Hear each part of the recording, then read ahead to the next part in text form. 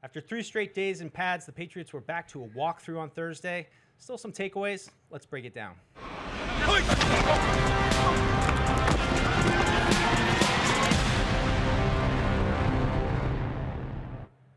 Welcome, everybody, to the Patriots Training Camp Cast. And yes, after 3 days of heat and pads, today a little cooler, walkthrough pace. Still a lot of work, though, team periods. You can see, Paul, they're kind of setting the stage as they continue to build, getting ready for the team drills, calling plays, the middle of the field, all that stuff. Seems like that's where they're headed, getting there, putting it all together. Yeah, and finishing it all up with a little 2-minute drill at the very end. But to me, the big takeaway is Mack Hollins, coming off PUP and being directly involved right from the start. Obviously a walkthrough, so there's not really much of a ramp-up period for contact and whatnot. No pads, certainly no intensity. But he was out there at the first group, out at the X. You like that, Mike, Wow. right?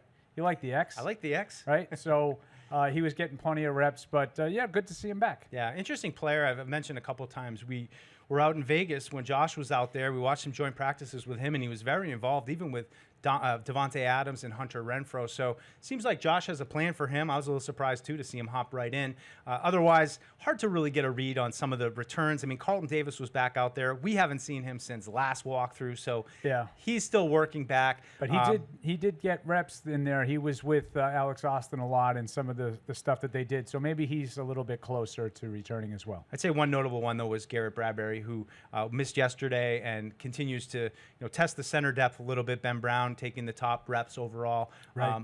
But otherwise, you don't want to read too much into some of these guys that were or weren't out there. Some new tight ends that they signed yesterday as well. So almost a little bit of a reset day, and I would say for us, Paul, a little bit of a reset day. Well, you guys got what you wanted. It wasn't 95 degrees and sunny. God forbid it be summer in the summertime. We got it down into the 60s and with a heavy breeze and kind of uncomfortable, but that's okay. You guys got it the way you wanted. No, it was nice not to be sweating through my shirt. Recharge your batteries, right, Mike, by all means. Nice to get in here and not feel like I have heat stroke. But, Paul, let's take this chance, though, as it is a little bit of a slower day, just to look back at those 3 days of pads and, maybe just a couple players to you that have maybe stood out that you weren't expecting. Yeah, it's something that, knowing it was a walkthrough, I sort of gave that some thought. I think two receivers would jump to the top of my list, Mario Douglas and Kayshon Boutte, and it's kind of ironic because we just talked about Hollins returning. He immediately jumped into the Boutte slot. So I wonder if that's going to be something to keep an eye on. I will say those two receivers would top my list as guys that I thought would have been active. They've been a part of the first group with the team in all the team periods, every day, every period. So Boutte, I think, would be more noteworthy of those two because I think most people felt like Douglas would have an inside track on that slot position. Interesting with Mack Hollins as well, though, and Douglas said this earlier in camp. Josh McDaniels has shown him tape of a lot of different guys, playing in the slot, different body types. Mack Hollins is one of the guys he showed in the slot. He moved to the slot at times today in the walkthrough, too. So I don't think you just say exclusively it's Mack Hollins on the outside. I think Josh McDaniels probably wants to move him around a little bit, too. But those are two guys that stood out to me. Yeah, Hollins has some length, too, which just makes him stand out a little bit in that group. I know you've been high on Kayvon Chaisson as well. We've mentioned him a little bit on PU as well as these camp casts. But going into the season, I was concerned how are these new edge guys going to come in and fit in? Are they going to be able to get some pressure? And so far, Chaisson's been really dynamic, got a lot of pressure.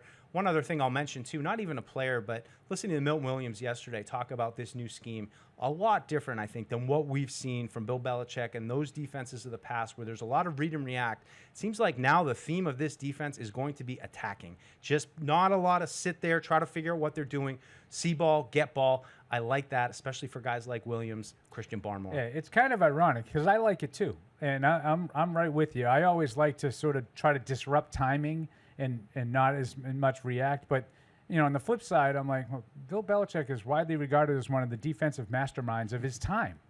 And he's obviously had a lot of success playing defense the way that you described. But I'm with you. I'd rather go after the quarterback. I'd rather, be aggressive. And if you get beat, you make the offense execute quickly and at a high level as opposed to, methodically, paper cutting you, on the way down the field. So I'm excited to see what it entails with Mike Vrabel and Terrell Williams in this new attacking kind of style. But all of the players, not just Milton Williams, all of the players have talked about it. And I am excited to see it. Yeah, Harold Landry, I think he's going to be a key piece there on the edge. He was back today, got a veteran day of rest yesterday. Paul, as we look a little bit forward here, the team's going to have the weekend off, but not before they're in stadium practice. A lot of speculation going on because we've heard Mike Vrabel said it's going to be a scrimmage, quote unquote, a little scrimmage. With the stress on the little, we've seen this practice in the past where it's really about getting the whole like game day function down. Like, here's where the tunnel we come out. This is where we stand for the coin toss. This is where we go at halftime. Also working for the coaches, calling plays in. I said to Evan when we were watching practice today, I think Friday night's going to be maybe what we saw today, but increase the voltage by about 50%.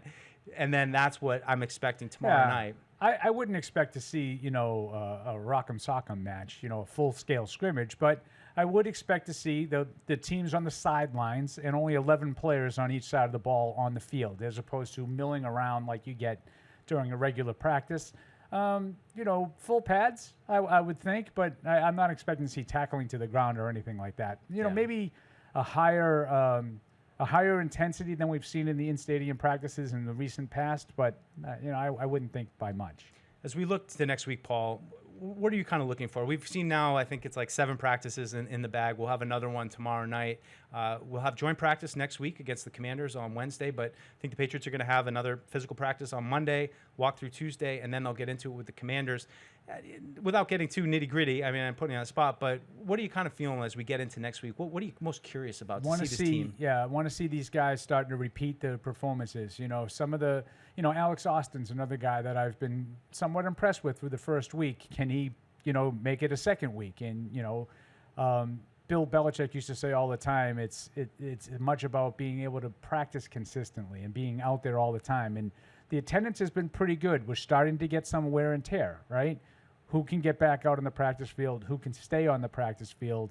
Those are the kinds of things I'll be looking for on a Monday in particular, because you're right. Tuesday will probably be a walkthrough, and then before you know it, Washington will be here. Yeah.